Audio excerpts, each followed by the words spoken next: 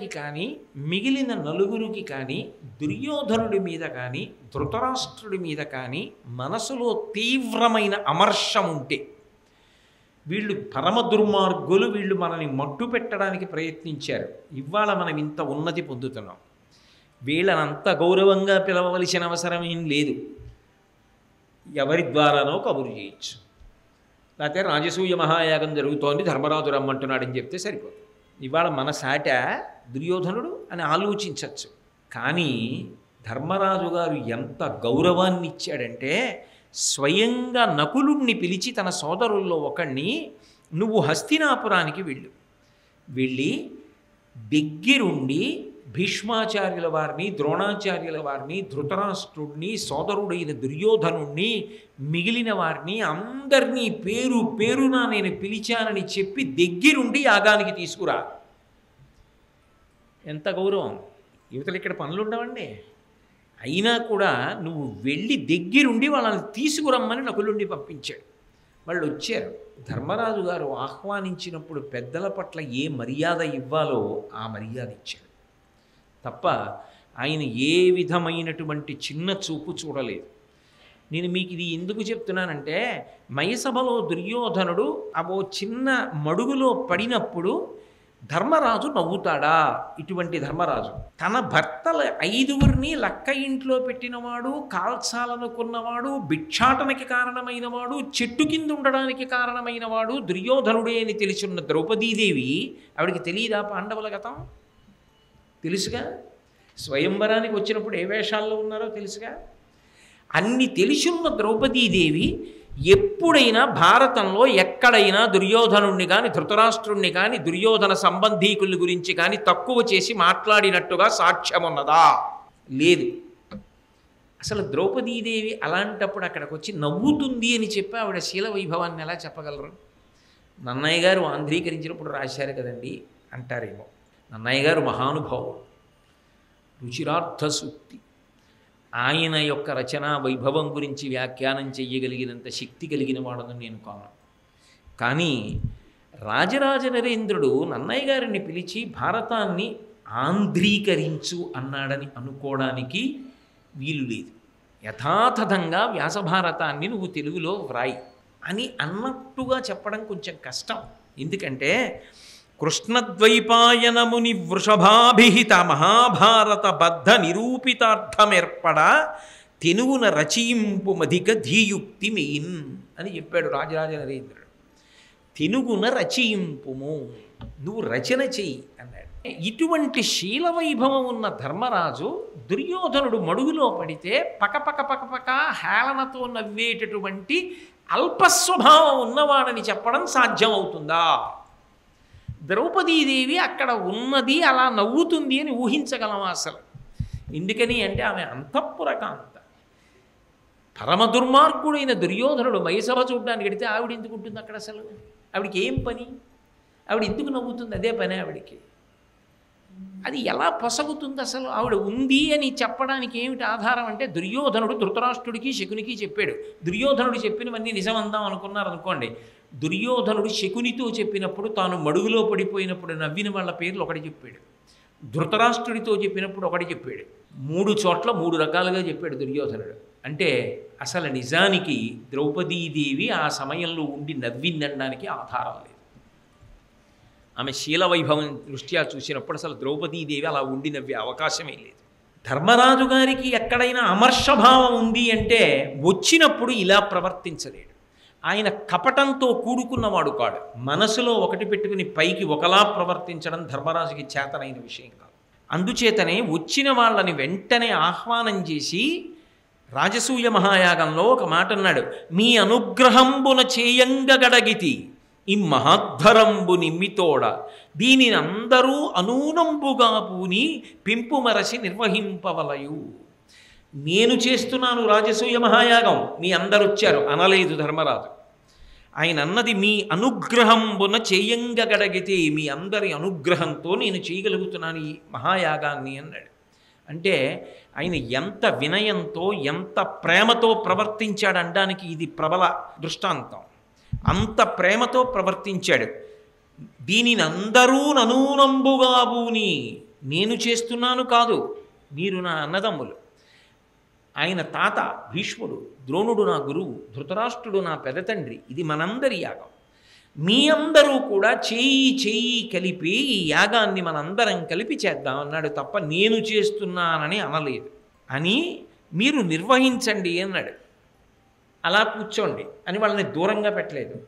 అసలు నిజానికి ఆ యాగం నిర్వహించవలసి వచ్చినప్పుడు ఏవి ప్రధానమైన స్థానములో అక్కడ ఎవరిని నియమించాడు అంటే, యథార్థానికి యువతల వైపు ధృతరాష్ట్రుడి వైపు ఉన్న వాళ్ళందరికీ స్థానం ఇచ్చాడు. దానికి ప్రబలమైనటువంటి దృష్టాంతం ఏమిటి అంటే, బంగారము, వెండి, రత్నాలు ఈ 3 దానం చేసేటప్పుడు, అలాగే దక్షిణగా తాంబూలంలో పెట్టవలసి వస్తే ఎవరెవరి స్థాయిని బట్టి ఎవరెవరికి ఏవి ఇవ్వచ్చో నిర్ణయించేటటువంటి అధికారం కృపాచార్యుడికి ఇచ్చాడు. ఆయన ఎక్కడ పక్షపాతంతో ప్రవర్తించాడు? ఆయనకి ఎవరి మీద అమర్షం ఉందని చెప్పడం సాధ్యం అవుతుంది?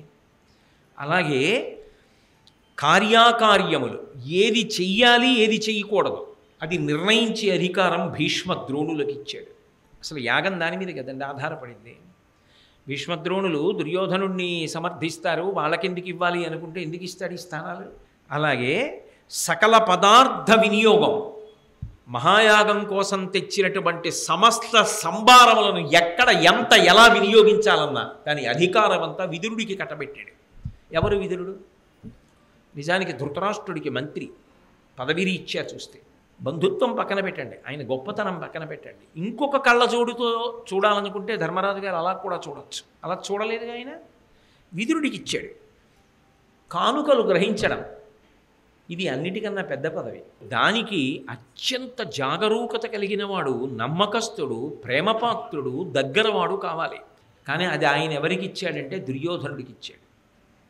ఇచ్చి నువ్వు ఆ కానుకలు గ్రహించన్నాడు. ఏం చెప్పుకున్నాడో తెలుసా ధృతరాష్ట్రుడితో?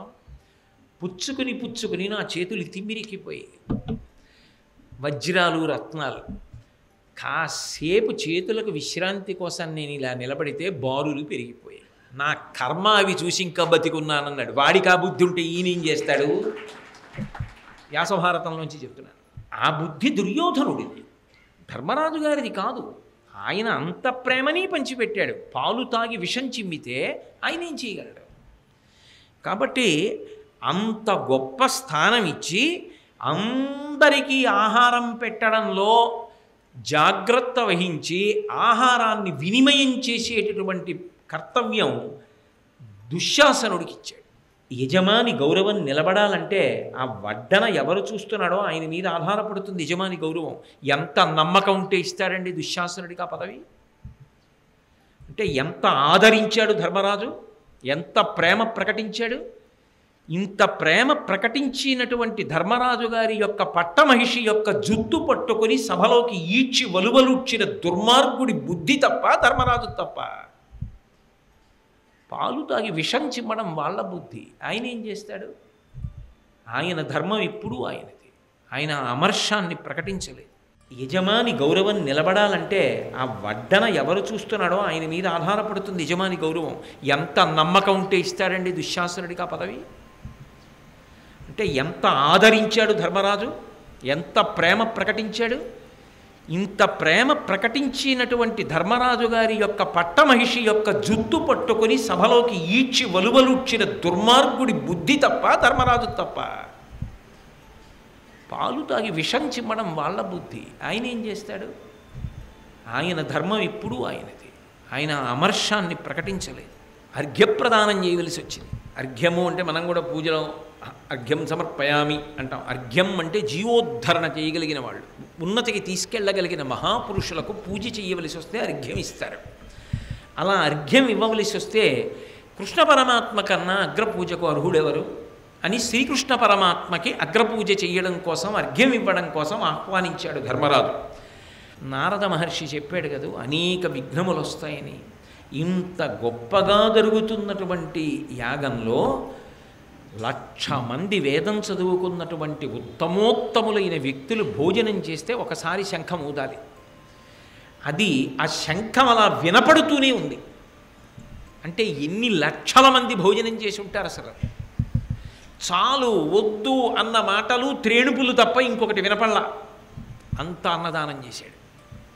ఇన్ని చేసి అగ్రపూజ కృష్ణ భగవానుడికి చేస్తుంటే ఆయనెవరు అగ్రపూజ పుచ్చుకోవడానికని శిశుపాలుడు లేచి అక్కరలేని మాటలన్నీ మాట్లాడాడు. శిశుపాలుడు అంత అధిక్షేపించి మాట్లాడితే చిట్ట చివరికి భీష్మాచార్యుల వారు అతని జన్మరహస్యం చెప్పిన తర్వాత కృష్ణ పరమాత్మ ఆ మేనత్తకిచ్చిన మాటని స్మరించి 100 తప్పులు పూర్తయిపోయాయి, ఇక్కడతో నేను శిశుపాలుడిని దినుమాడుతున్నానని సుదర్శనాన్ని ప్రయోగించి శిశుపాల వధ చేశారు. ఎంతో అందంగా జరగవలసినటువంటి యాగంలో కొద్దిగా మనసు బాధపడే సందర్భం ఏమిటి అంటే శిశుపాల వధ. ఎందుకని అంటే వాడు మరణించాడన్న దానితో పాటుగా కృష్ణ పరమాత్మని అతను అంత తక్కువ చేసి మాట్లాడడం అందరికీ మనక్లేశ కారణమైంది. భీష్ముడి వంటి మహానుభావుణ్ణి అధిక్షేపించడం, ధర్మరాజుని అధిక్షేపించడం, నోటికొచ్చినట్టు వదరాడు. దానికి అందరి మనసులు కష్టపడ్డాయి. చిట్ట చివరికి శిశుపాల వధ పూర్తయిపోయింది. రాజసూయం చాలా అద్భుతంగా జరిగిపోయింది. దాని తర్వాత మీరు బాగా గమనించవలసిన అంశం ఒకటి ఉంటుంది ఆ యజ్ఞంలో. యజ్ఞం బాగా జరిగిపోయింది, రాజసూయ మహాయాగం, అంతవరకే చెప్తాం. కానీ రాజసూయ మహాయాగం అయిపోయిన తర్వాత వచ్చిన వాళ్ళు కొన్ని లక్షల మంది వచ్చి సెలవు తీసుకుని వెళ్ళిపోతున్నారు. కానీ వీళ్ళు వెడుతున్నప్పుడు మీరు దగ్గరుండి సాగనంపండి అని చెప్పి ముఖ్యులైన వాళ్ళని కొంతమందిని దీనికోసమే నియమించాడు ధర్మరాజు గారు. అలా నియమించింది భీష్ముడు, ధృతరాష్ట్రుడు. వీళ్ళిద్దరినీ దగ్గరుండి రథం ఎక్కించి వీడ్కోలు పలికి వాళ్ళు వచ్చినందుకు కృతజ్ఞత చెప్పి పంపించమని భీముణ్ణి నియమించాడు. తన తర్వాతి వాడు భీమసేనుణ్ణి దానికే ఉంచాడు. అలాగే అర్జునుడు ద్రుపదుణ్ణి సాగనంపడానికి, మరి మామగారు కదా, పితృపంచకంలో ఒకడు కదా, మామగారికి ఒక గౌరవం ఉంటుంది కదా. అటువంటి మామగారు వచ్చి వెడుతున్నప్పుడు ఆ మామగారికి ఒక మర్యాద ఉండాలి. ఆ మామగారు ఎందుకు రాడు, ఎందుకు వెళ్ళాడు, ఎవరి కోసం వస్తాడు అనకూడదు. ఆయనకి ఇచ్చే గౌరవం ఆయనకి ఇవ్వాలి. అందుకని అర్జునుడిని పంపించాడు. సహజంగా ద్రుపదుడికి అర్జునుడు అంటే ఇష్టం. అందుకని అర్జునుణ్ణి ద్రుపదుణ్ణి సాగనంపడానికి పంపించాడు.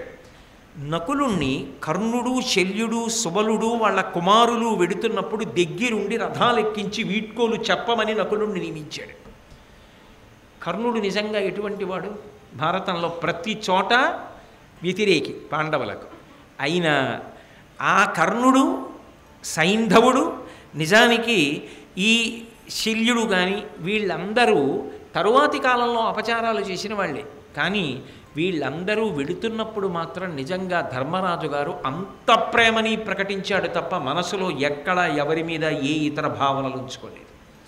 నా ఇంటికి వచ్చిన అతిథులు వాళ్ళకి నేను అంత మర్యాదనివ్వాలి అని తన సోదరుల్ని నియమించి నకులుడు సాగనంపేటట్టుగా ఆజ్ఞాపించాడు. సహదేవుడు అందరికన్నా చిన్నవాడు, కానీ మర్యాద, గౌరవం. ఆ ఇంటి చిన్న పిల్లాడు చూడండి, అన్నదమ్ముల్లో ఆఖరివాడు, వాడి గౌరవం చూడండి. ఆ అన్నదమ్ములు అందరంతే అంటాం. సహదేవుడు కృపాచార్యుల వారిని, ద్రోణాచార్యుల వారిని, అశ్వత్థామని సాగనంపాడు. ఇక దృష్టజ్యుమ్నుడు బావమరిది కూడా బావగారింట్లో ఏదైనా కార్యం జరిగితే తన ఇంటి కార్యంలాగే తోబుట్టువు యొక్క అభ్యున్నతి కోసం చేస్తాడు కదూ. వాళ్ళ మధ్య ఉన్న ఐక్యతకి నిదర్శనం. ఆ దృష్టజ్యుమ్నుడు విరాట మహారాజుని, భగదత్తుణ్ణి, అలాగే మిగిలినటువంటి వారిని దగ్గరుండి సాగనంపాడు. ఒక్క తన అన్నదమ్ములు, మామగారు, బావమరుదుల వరకే కాదు, ఆ సంస్కృతి కొనసాగాలి అంటే పిల్లలకి నేర్పాలి. ధర్మరాజు గారి యొక్క సౌశీల్యానికి, ఔదార్యానికి, ఆయన కుటుంబ వ్యవస్థకి వేసినటువంటి పెద్దపీటకి తార్కాణం అభిమన్యుణ్ణి, ఉపపాండవుల్ని పిలిచాడు. వాళ్ళు పిల్లలు, తర్వాతి తరం వాళ్ళని పిలిచి, మీరు పర్వతదేశరాజులు వెళ్ళిపోతున్నప్పుడు వాళ్ళందరినీ దగ్గరుండి సాగనంపండి అన్నాడు. వీళ్ళందరూ దగ్గరుండి సాగనంపాడు. ఎవరి పట్లైనా అమర్షంతో ప్రవర్తించాడా? అందరూ వెళ్ళిపోతుంటే ఒక్క దుర్యోధనుడు, శకుని మాత్రం ఇంకొక 2 రోజులుండి మయసభ చూసి పెడతాము అన్నారు. తప్పకుండా చూసి వెళ్ళు అన్నాడు. అక్కడ ఉన్నాడు, అందుకొచ్చింది ఆ మయసభ. దాని కారణంగానే ప్రబలింది వైరం. ఎక్కడో అక్కడ మరి ధర్మ సంస్థాపన జరగాలిగా. అది కృష్ణ పరమాత్మ యొక్క భవిష్యత్ దర్శనం. ఆలోచించి మయుణ్ణి సభా నిర్మాణం చేయన్నాడు. ఆ సభ చూడాలని దుర్యోధనుడు వీళ్ళూరాడు. 2 రోజులు దుర్యోధనుడు ఉండిపోయాడు. కృష్ణ పరమాత్మ వెళ్ళిపోయాడు. కృష్ణ పరమాత్మ వెళ్ళిపోతుంటే 5 పాండవులు దగ్గరుండి సాగనంపి ఆయనతో పాటు కొంత దూరం వెళ్ళి ఆయన వెళ్ళిపోయిన తర్వాత చాలా బెంగగా ఆయన వెళ్ళిపోయిన వైపు చూస్తూ లోపలికి వెళ్ళారు. దుర్యోధనుడు ధృతరాష్ట్రుడితో చెప్పినప్పుడు ఏం చెప్పాడో తెలుసా? తను మడుగులో పడిపోయినప్పుడు కృష్ణుడు కూడా చూసి నవ్వాడని చెప్పాడు. భారతంలో కృష్ణుడు వెళ్ళిపోయాడని ఉంది. అంటే అసలు దుర్యోధనుడు చెప్పినటువంటి మాటలు పరమ అసత్యములు. అసలు నిజంగా మడుగులో పడినప్పుడు వీళ్ళు నవ్విన వాళ్ళల్లో లేరు. ధర్మరాజు లేడు, కృష్ణుడు లేడు, ద్రౌపది లేదు. ద్రౌపది ఉన్నది అన్నది అభూత కల్పన దుర్యోధనుడి విషయంలో. కాబట్టి ఇంత గొప్పగా రాజసూయాన్నంతటినీ కూడా పూర్తి చేసేశాడు. అయినా ఎక్కడో చిన్న దిగులు, ఎక్కడో చిన్న బెంగ. అంతా అయిపోయింది కానీ విఘ్నం వస్తుందన్నాడు, ఉత్పాతములు జరుగుతాయన్నాడు. ఉత్పాతములంటే ఆకాశంలోంచి పడితే పిడుగు, భూమి కంపిస్తే భూకంపం. అలాగే అంతరిక్షమునందు తోకచుక్కలు లాంటివి కనపడతాయి, అవన్నీ ఉత్పాతములు అంటారు. శిశుపాల వధ ఉత్పాతం. ఇక్కడతో అయిపోయిందా? ఇంకా ఏమైనా ఉన్నాయా ఈ రాజసూయం వల్ల? ఇది ధర్మరాజు గారి భయం.